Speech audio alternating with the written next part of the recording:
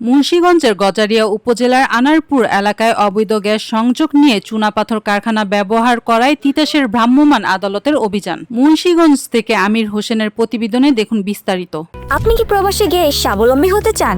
পূর্বে বুকিংকৃত বিমানের টিকিট পরিবর্তন করতে চান, অথবা ট্যুরিস্ট ভিসার মাধ্যমে এই সুন্দর পৃথিবী ঘুরে দেখার স্বপ্ন দেখছেন? আপনার স্বপ্নকে বাস্তবায়ন করতে A to Z Travels and Tours আছে আপনার সাথে।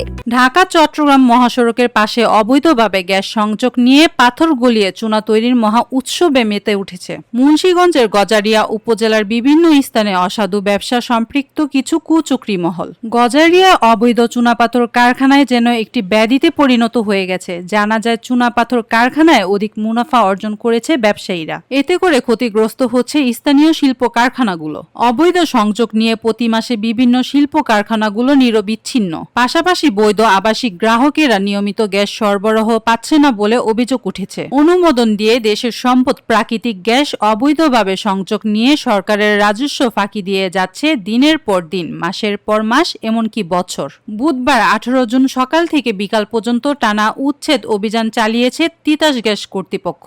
বাংলাদেশ জ্বালানি ও খনিজ সম্পদ মন্ত্রণালয়ের সিনিয়র সচিব ম্যাজিস্ট্রেট মিল্টন রায় ভ্রাম্যমাণ আদালতের কার্যক্রম পরিচালনা করেন। সঙ্গে দায়িত্ব পালন করে পেট্রো বাংলা উপমহাব্যবস্থাপক ও ব্যবস্থাপক উচ্ছেদ অভিযান পরিচালনা অংশগ্রহণ করেন। অভিযান শেষে চুনা কারখানার মালিক ও জমির মালিকের সহ অজ্ঞাত ব্যক্তির নামে গজারিয়া থানায় একটি লিখিত অভিযোগ করেছে তিতাস গ্যাস কর্তৃপক্ষ বলে জানা যায়। আগামীতেও অভিযান চলমান থাকবে বলে জানিয়েছেন। 26 টেলিভিশন, মাতৃভূমির বন্ধনে।